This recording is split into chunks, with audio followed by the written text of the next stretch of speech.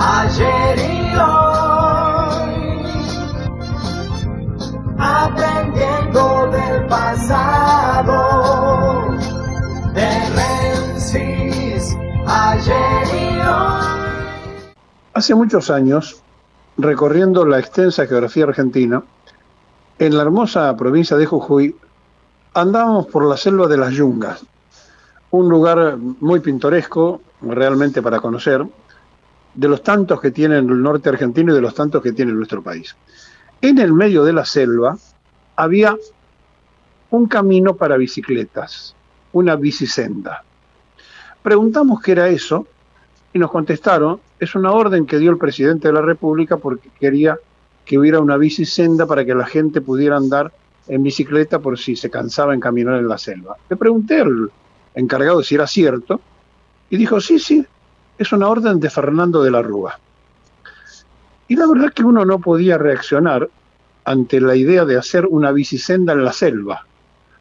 Pero el presidente de la República había tenido esa idea porque como jefe de la Ciudad Autónoma de Buenos Aires, lo único que había hecho en realidad eran bicisendas y ponerle rejas a las plazas. Y un día como hoy, no los porteños, sino los argentinos, lo hicieron presidente de la Nación en una elección que ganó con Chacho Álvarez de candidato a vicepresidente. Y la Argentina parecía entonces equilibrar la fórmula entre Chacho, un hombre más progresista, más vinculado a sectores de izquierda, y Fernando de la Rúa, un hombre pintorescamente liberal, dentro del radicalismo, de la línea, digamos, de Alvear y no de Hipólito Yrigoyen.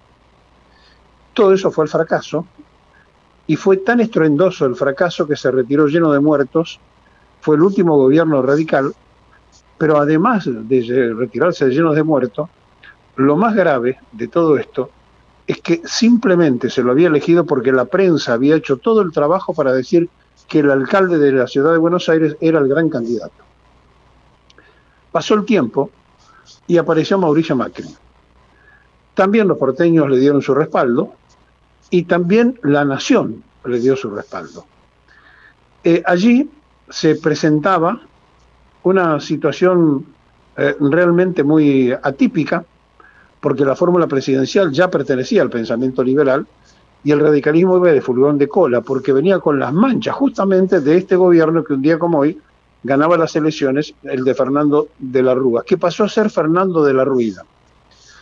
Porque el presidente radical no solamente se gastó todo lo que había quedado con la venta de la joya de la abuela por parte del menemismo, sino que metió el megacanje y el blindaje y endeudó a la Argentina de una manera increíble e insólita, y además recurriendo a lo que ya conocemos como el peor momento de nuestra historia, cuando los bancos extranjeros se llevaron por Ezeiza directamente el oro y el dinero de los argentinos sin que todavía hubiese tronado el escarmiento. Y entonces uno se pregunta, a esta altura de las circunstancias, con todos los yerros cometidos por el Frente de Todos, si la sociedad se volverá a zambullir otra vez en los profetas del odio y otra vez en elegir a aquellos que han dejado a la Argentina herida, pero herida mal, no solo endeudada, sino herida de muerte, con la gente que pasó a mejor vida durante ese gobierno. Y tuvieron una crisis de tal magnitud que Chacho Álvarez, en lugar de renunciar como correspondía en un lugar puntual, fue y renunció en un hotel que ahora ya también está cerrado, el Castelar Hotel. Hizo una conferencia de prensa y renunció a la vicepresidencia allí. Sí, un día como hoy entonces, de 1999, Fernando de la Rúa era el nuevo presidente electo de los argentinos. Ganaba las elecciones con Carlos Chacho Álvarez como vicepresidente de la Nación. La pregunta es, ¿cuántas veces repite el ser humano los yerros y los errores y se lleva de vuelta a la misma piedra? Claro, los que están del otro lado, o los que votaron al Frente de Todos, dirán, sí, pero mirá lo que tenemos hoy, con la realidad de un inmóvil Alberto Fernández en cuanto a decisiones políticas, y por el otro lado, una situación intolerante con la inflación y con todo lo que ya conocemos. Ahora, el tema es que cuando alguno cree que es todo lo mismo, y en realidad no es todo lo mismo, sí pueden ser considerados como malos gobiernos. Ahora, en la maldad de los gobiernos también se encuentran algunas situaciones. Para Macri, por ejemplo, trabajo y salud eran secretarías, no tenían ninguna importancia. Para este gobierno se supone que tiene que haber cierta prioridad.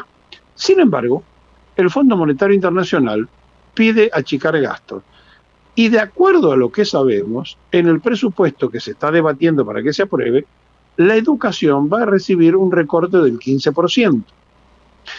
Entonces, cuando cada vez que se recurre al Fondo Monetario Internacional nos pasan estas cosas y no aprendemos y seguimos tocando el mismo timbre, la pregunta de los argentinos es ¿por qué andan libres de culpa y cargo los que nos llevan al endeudamiento?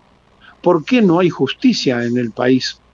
Y entonces allí entramos en la discusión de todos los días, que es una democracia fraudulenta porque no funciona el sistema y hay una parte, la judicial, que no está cumpliendo su tarea, pero tampoco la cumple la legislativa, porque son los únicos que están autorizados para poder contraer un endeudamiento en el país y sin embargo lo facultan al Ejecutivo todo el tiempo y después le reconocen los endeudamientos y así pasamos de Guatemala a Guatepeor.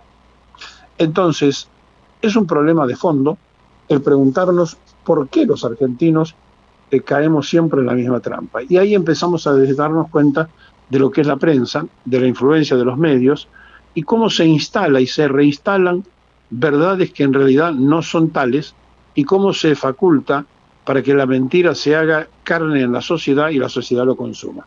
Y entonces hoy le venden un producto supuestamente antipolítica, pero de antipolítica no tiene nada, porque se postulan justamente para ser funcionarios y ganar sueldos, aunque después los rifen, pero claro, lo rifan haciendo un concurso donde cada quien tuvo que dejar los datos, y después nadie se entera que lo vendieron en $250.000 a los bancos de información que usan esos datos personales para enviar desde propuestas de tarjetas de crédito hasta viajes al exterior o lo que usted pueda imaginarse.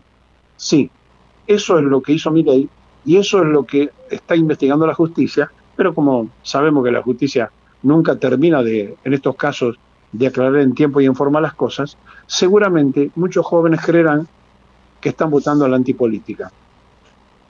El país está detenido porque hay una tremenda congelación de capacidad intelectual puesta en función de gobierno.